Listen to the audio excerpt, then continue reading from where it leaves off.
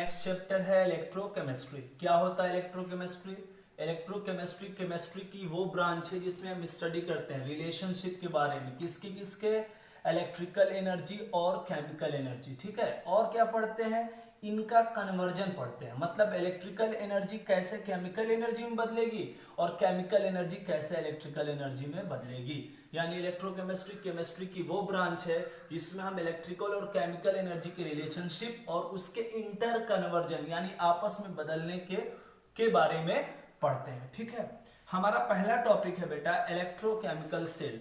इसको हम galvanic cell, voltaic cell या इलेक्ट्रोकेमिकल सेल भी कहते हैं। क्या होता है ये सेल? सबसे फंडामेंटल कॉन्सेप्ट क्या है, इलेक्ट्रोकेमिकल सेल जो होती है वो केमिकल एनर्जी को इलेक्ट्रिकल एनर्जी में चेंज करती है।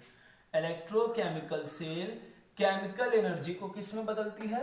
इलेक्ट्रिकल एनर्जी में। ठीक है, और इसके अंदर जो रिएक्शन होता है वो स्पॉन्टेनियस होता है। स्पॉन्टेनियस का मतलब होता है बच्चों अपने आप होने वाली रिएक्शन। आपने थर्मोडायनेमिक्स में पढ़ा होगा कि रिएक्शन दो तरह की होती है, स्पॉन्टेनियस और नॉन स्पॉन्टेनियस। अब स्पॉन्टेनियस रिएक्शन कौन सी होती है? जिसके लिए डेल्टा जी की वैल्यू या तो लेस देन 0 हो या तो नेगेटिव हो। अब डेल्टा जी की वैल्यू लेस देन 0 और नेगेटिव कब होगा? जब सिस्टम एनर्जी को लूज करेगा।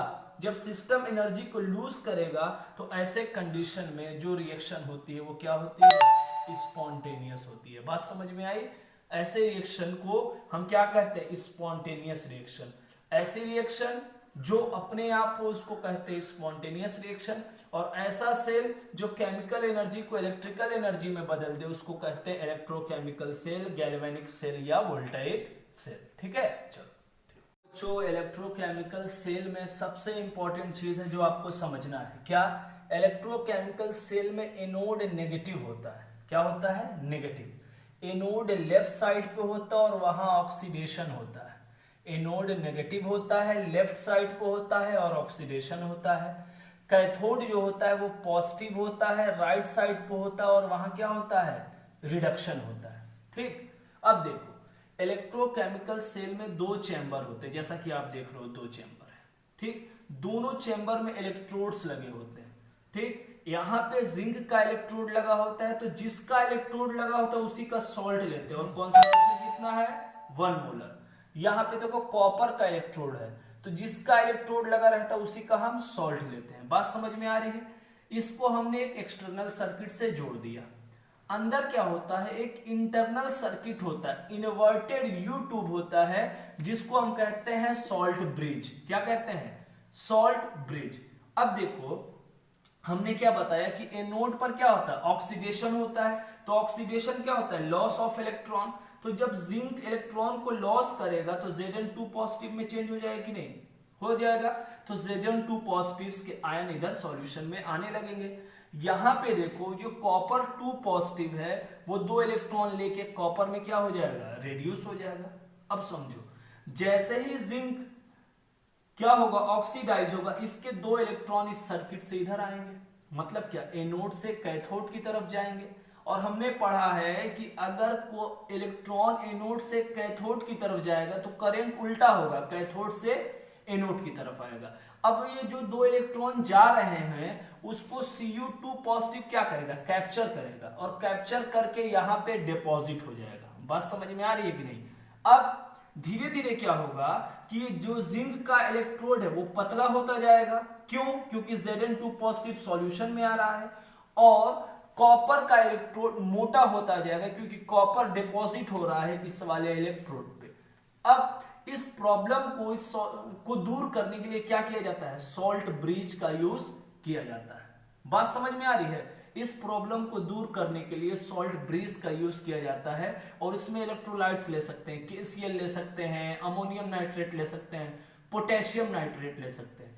अब आओ समझते हैं कि सॉल्ट ब्रिज जो है वो कैसे हेल्प करता है। देखो इधर, अब देखो बेटा, अगर जिंक जो है वो ऑक्सीडाइज होगा तो Zn2 पॉजिटिव का कॉन्सेंट्रेशन यहां बढ़ने लगेगा सॉल्यूशन के अंदर। ठीक, तो जब Zn2 पॉजिटिव का कॉन्सेंट्रेशन बढ़ने लगेगा तो अब ये क्या करेगा? इलेक्ट्रॉन को जाने नहीं देगा। ठीक, अब इसका उल्टा देखो, अगर Cu2 पॉजिटिव कॉपर में चेंज होने लगेगा तो अब यहाँ SO4 माइनस का कॉन्सेंट्रेशन बढ़ने लगेगा। बात समझ में आ रही है? अगर इलेक्ट्रॉन यहां आ भी गया, मान लो इलेक्ट्रॉन यहां से यहां आ गया, तो अब ये नेगेटिव चार्ज ये दोनों क्या करेंगे, एक दूसरे को रिपेल करेंगे।